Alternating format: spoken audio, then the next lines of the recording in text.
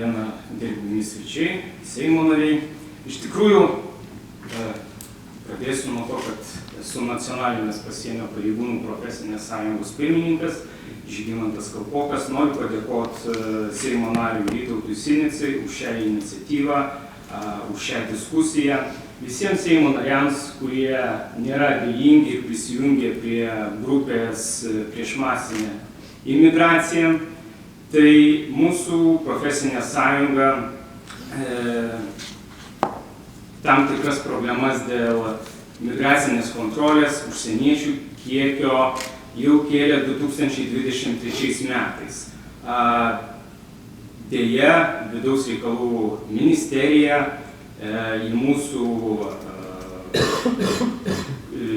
tam tikrus keliamus problemus neatsižvelgė, nereagavo ir deja, bet 25 metais mes prie šito klausimo grįžtame prie dar didesnių skaičių, kurių netgi mūsų profesinė sąjunga, žiūrint pesimistiškai, tikrai neprognozavo ir tie skaičiai lenkia visus mūsų lūkesčius.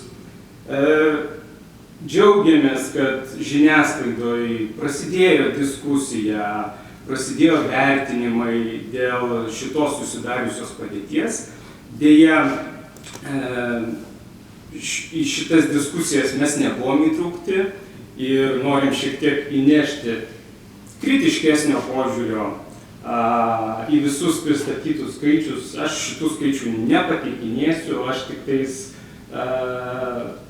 nuo mūsų profesinės sąjungos pateiksiu tam tikrą vertinimą šių skaičių, nes yra iš tikrųjų tam tikrų klausimų, yra tam tikrų bėdų mūsų valstybei su ta pačia migracinė užsieniečių kontrolė.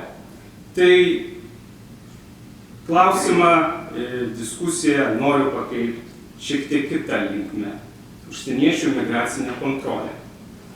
Apie ją kalbama labai mažai.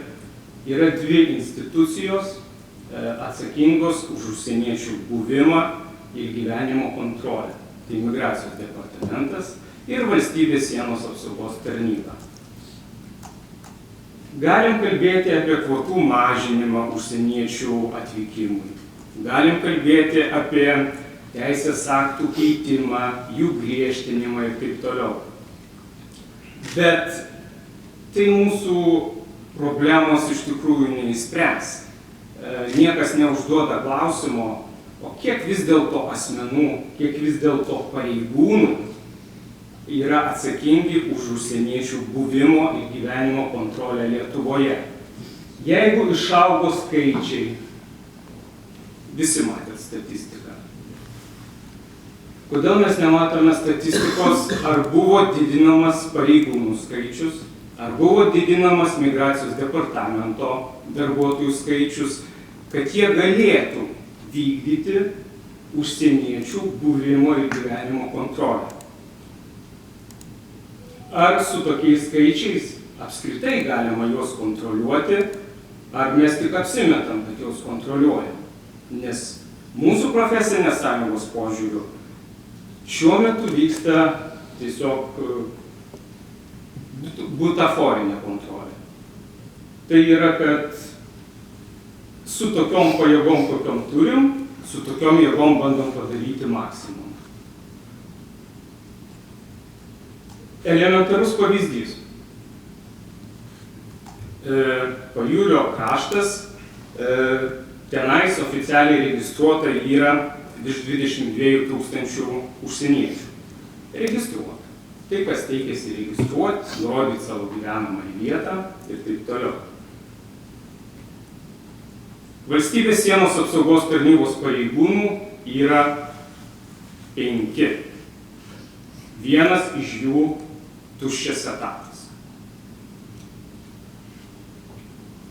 Nežinau, ar tai yra daug, ar tai mažai, ar tai įmanoma kažką padaryti, todėl kad Valstybės sienos apsaugos tarnybos pareigūnai atsakingi už užsieniečių sulaikymą, jeigu jisai pažeidė Lietuvos Respublikos įstatymus,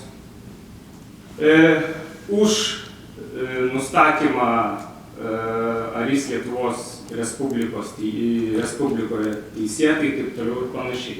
Tai yra valstybės sienos apsaugos tarnybos pareigūnai vykdo migracinę kontrolę nuo užsieniečio atvykimo į Lietuvos Respubliką iki jo išvykimo iš Lietuvos Respublikos. Ką mūsų valstybė transliuoja šiuo klausimu?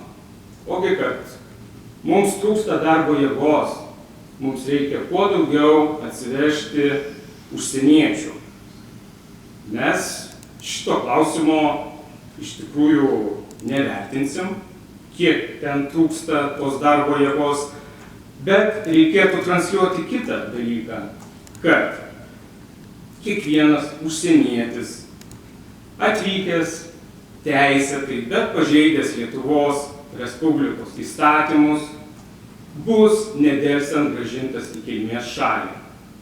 Ir Lietuvos institucijos atsakingos už tai tą užtikrins.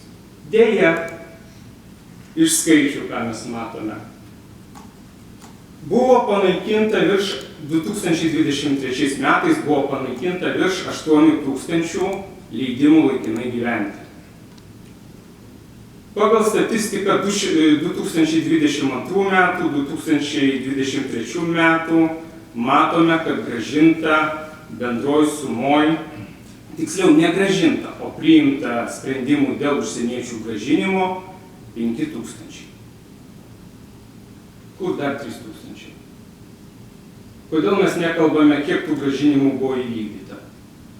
2023 metais per žiniasklaidą buvo kalbama, kiek daug valstybės saugumo departamentas nustatė asmenų keliančių grėsmę nacionaliniam saugumui. Pradžioje buvo kalbama apie 1000, po to tie skaičiai augo. Kur dabar tie asmenys?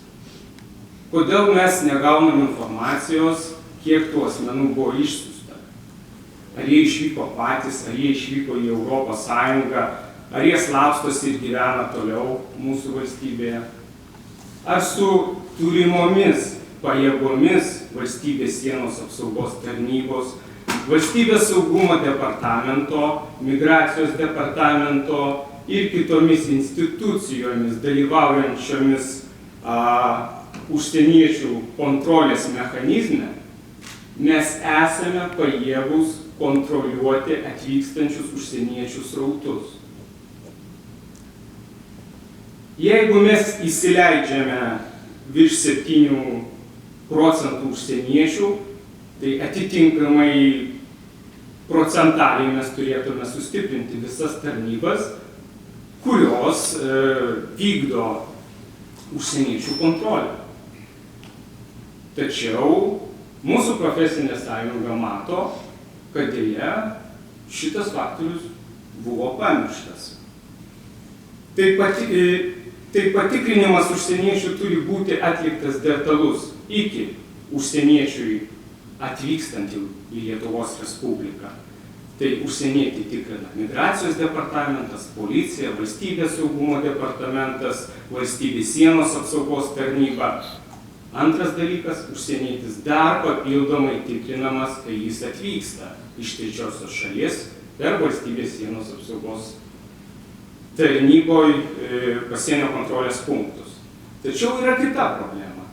Kadangi pasikeitė migracinė politika ir užsieniečiams atvykstantiems darbo tikslais išduodami leidimai laikinai gyventi, o ne vizos, valstybės sienos apsaugos tarnybos pareigūnai prarado galimybę patikrinę atvykstant per sieną užsienietį ir nustatę, kad jis nežino, kur atvyksta, nežino, kokiais tikslais atvyksta, nežino, pas kokį darbdavį atvyksta, naikinti vizą ir grąžinti užsienietį nedelsiant atgal į trečiąją šalį.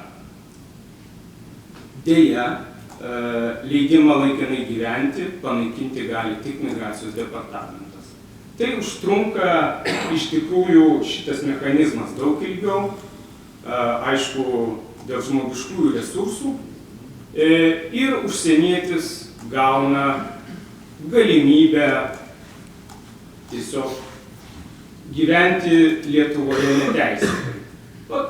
Teisėtai, kol bus panaikintas, aišku, jo leidimas laikinai gyventi. O galėtų būti iš tikrųjų grąžintas nedelsiant į savo kilmės šalį.